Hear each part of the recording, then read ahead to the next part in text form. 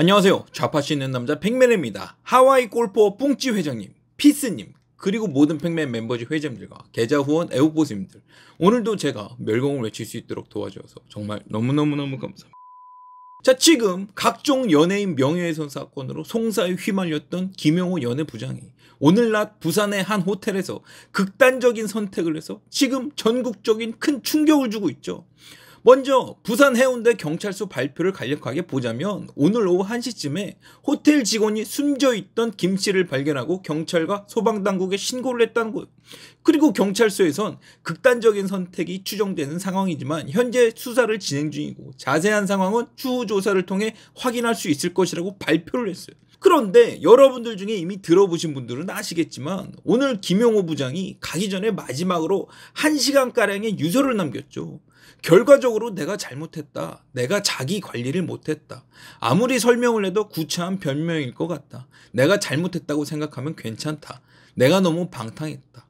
억울하다, 힘들다. 그런 얘기보다는 그냥 내가 잘못했다는 얘기를 하고 싶다. 많은 분들이 사랑해 주시고 기대해 주셨으면 더 철저히 자기 관리를 했어야 하는데 그러지 못했다. 반성한다. 죄송하다. 그리고 어제 추행 사건 판결에 대해서는 우리 변호사는 무조건 무죄라고 했다. 김 부장이 유명인이 아니면 절대로 성립할 수 없는 범죄라고 했다. 그런데 어쩌겠나. 유명인이라고 하긴 뭐하지만 주목받는 존재가 됐는데. 그리고 이어서 결정적인 멘트가 나오는데 그냥 김용호 연예부장 역할을 끝내고 사라졌다고 생각해 주시면 감사하겠다. 끝까지 믿어주신 분들에게 감사하다. 그리고 가세현 활동에 대해서도 말을 남겼죠. 예전에 어떤 국회의원이 가세현을 사회적 흉기라고 했다. 내가 흉기가 된 것 같다. 문제는 나라는 흉기를 정신병자의 손에 쥐어준 게 불행히 시작이었던 것 같다.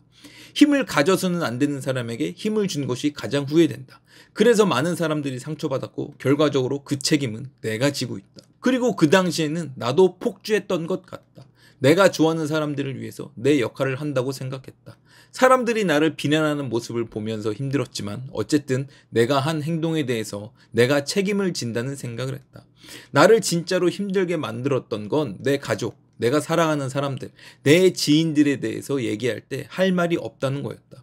그래서 그냥 내가 사라지기로 결정했다. 그냥 내가 사라져서 그 많은 분노와 갈등이 해결된다면 사라지겠다. 이렇게 말을 남기고 오늘 부산 호텔에서 훌쩍 가버린 거예요. 그런데 제가 김용호 씨 죽음에 대해서 안타까운 마음보단 아쉬운 생각이 먼저 들었던 게 뭐냐면 기본적으로 살자라는 이 극단적인 선택 말이에요. 이게 지금 성인으로서 책임감 있는 모습이 아니잖아요. 난 이게 너무 아쉽더라고. 노무현도 그랬고 노회찬도 그랬고 박원순도 그랬지만 이 세 사람의 공통점이 뭐였나요? 바로 일 저질러 놓고 뒷감당 못하겠으니까 여러분 안녕히 계세요. 그동안 즐거웠습니다 하고 그냥 훌쩍 가버린 거잖아요. 그래서 우리가 얘네들한테 항상 뭐라 그러면서 비판했어. 평생 동안 그렇게 주둥아리로 위선을 떨더니 결국 결말이 그거냐고 비판에 비난을 아끼지 않았죠. 당장 망신당하고 빵에 갈 게 두려워도 성인이 책임질 짓을 했으면 책임을 지고 죄를 지었으면 응당한 벌을 받아야지. 그렇게 무책임하게 다 집어던지고 가버리면 지금 피해자 구제는 누가 하고 당신들 입만 보면서 살았던 지지자들은 뭐가 되냐고 말이에요. 우리가 항상 이렇게 얘기하면서 비판을 해왔었잖아. 그런데 지금 김용호 부장을 보잖아요. 가는 모습이 제가 방금 말했던 세 사람이랑 똑같아서 이게 너무 아쉽다고. 김건모 허위 폭로해서 김건모 결국 이혼하게 만들고 이혼하게만 만들면 뭐 차라리 다행이게요. 콘서트 말아먹게 만들고 50억 날리게 만들었잖아. 그리고 여지까지 김건모 활동하는 거 보세요. 진짜 어디 가서 죽었는지 살았는지 모르게 방송은커녕 유튜브 하나도 안 나오고 은둔 생활을 하고 있잖아. 그럼 벌써 이게 몇 년 전인데 그동안 재산상 손해는 얼마냐고요. 그리고 청담동에서 멀쩡히 장사 잘하던 오가나 피부과 원장이요. 제가 듣기로는 오가나 원장도 김용호 허위 폭로로 당시에 50억 날렸다는 소리를 들었어요. 그리고 나중에 입막음 조건으로 조폭을 끼고 현금으로 6억을 받았네, 7억을 받았네 말이 많았죠. 그리고 여기에 박수홍뿐만 아니라 서장훈의 한예슬의 수많은 연예인 폭로 기사들이요. 무슨 근거라도 있으면 좋으련만 어디서 들었다는 얘기 하나로 사람들 몇만 명씩 모아놓고 거짓말을 해대니 당시엔 자극적이라 사람들한테 돈 벌기 좋고 재밌었지만 막상 피해자들 심정은 어땠겠냐고. 진짜 법이 있어서 못할 뿐이지 법만 없었으면 수단 방법 안 가리고 보복이라도 하지 않았겠어요?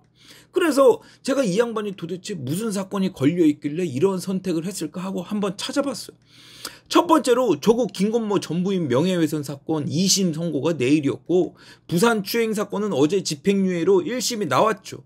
그리고 한예슬, 박수홍, 이재명, 이근, 박수현, 홍가혜, 조국, 조민 사건에 연예인 협박해서 돈 뜯어낸 공갈 혐의 구속영장 심사까지 아주 손가락으로 세기 딱 좋게 10개가 걸려 있더라고. 그래서 제가 김영호의 선택을 보면서 들었던 생각이 뭐냐면, 기왕 갈 거면 자기가 피해줬던 사람들 명예라도 회복시켜주고 갔었어야 했다 이 말이죠. 지금 와서 이런 말이 무슨 소용이겠냐마는, 당장 내가 자기 관리를 못했다, 누구 만나서 폭주를 했다고만 할 게 아니라 김건모, 오가나 등등 해서 자기 때문에 억울하게 당하고 몇십억씩 날린 사람들한테 미안하다는 말 전하고, 적어도 자기한테 당한 피해자들 명예회복이라도 기원하고 갔었어야 됐다 이 말이에요.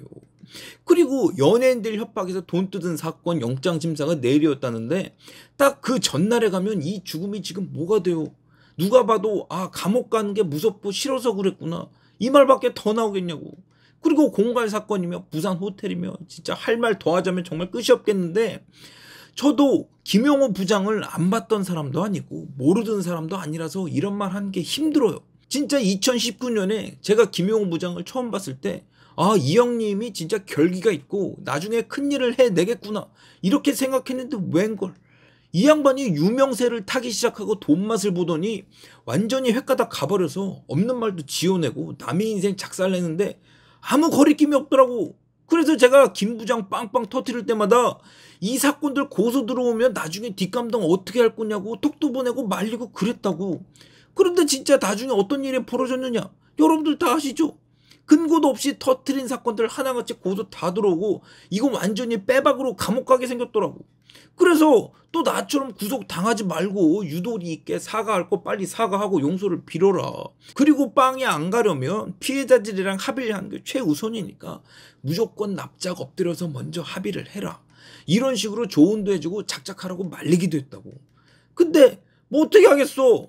제가 제일 안 좋게 생각하는 그 무책임한 방법으로 피해자들 구제 1도 없이 그렇게 가버렸으니 사람 간 거야. 안타깝고 비통한 일이지만 이렇게 가는 건 남자답지도 못하고 자유와 책임을 상징하는 자유우파한테도 동정을 얻지 못하는 방법이잖아요. 진짜 그렇게 갈 거면 갈 때 좀 이재명이라도 데리고 가지. 그렇게 혼자 훌쩍 가버리면 이걸 뭐 어쩌라는 거냐고. 그냥 이런 생각이 하루 종일 머릿속에 맴돌더라고. 이래저래 안타깝고 마음 무겁고 야속하고 아쉬운 그런 날입니다. 마지막으로 삼가 고인의 명복을 빕니다. 지금 팩맨 홈페이지에서는 팩맨을 3년 만에 10억을 벌게 만들었던 주식 강의가 절찬리에 판매 중입니다. 오늘도 내 주식은 왜 이 모양인지 도저히 모르시겠다는 분들, 그리고 당장 주식 투자를 하고 있지만 도대체 이놈의 주식에서 어떻게 돈을 벌 수 있는지 모르시겠다는 분들, 제 주식 수업에 여러분들이 왜 물려있고 여러분들 주식이 왜 안 되는지 다 설명해 놨거든요.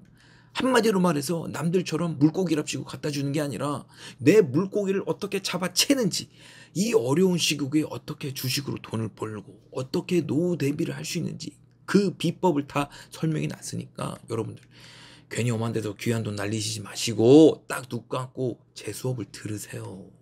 그 중에 보면 신청만 하고 망설이시는 분들이 계신데, 여러분들 제가 누구요? 이 통찰과 직관, 이 투기의 촉으로 돈 냄새 맡는데 귀신 같은 팩맨 아니겠어요? 제가 지난 10년 동안 이 귀신 같은 촉으로 어떻게 돈 냄새를 맡는지 그 노하우를 핵심만 콕콕 집어가지고 잘 설명해 놨으니까 여러분들 제 강의 후기 한번 보시고 용기를 내서 들으세요. 언제까지 꼭대기에 사서 바닥에서 팔겨? 그러면서 누굴 탓하냐고. 저처럼 공부를 제대로 해서 제대로 접근을 해야 확률이 올라가지. 막말로 뭐 남의 돈 뺏는 게 그렇게 쉬워요? 그러니까 여러분들은 그 돈 버는 기술을 배우셔야 된다고. 제 10년을 담아서 동네 필라테스 비용으로 모시겠다는데 뭐가 걱정돼서 머뭇거려. 여러분들 그냥 지르세요. 그게 바로 현명한 투자입니다. 아시겠어요?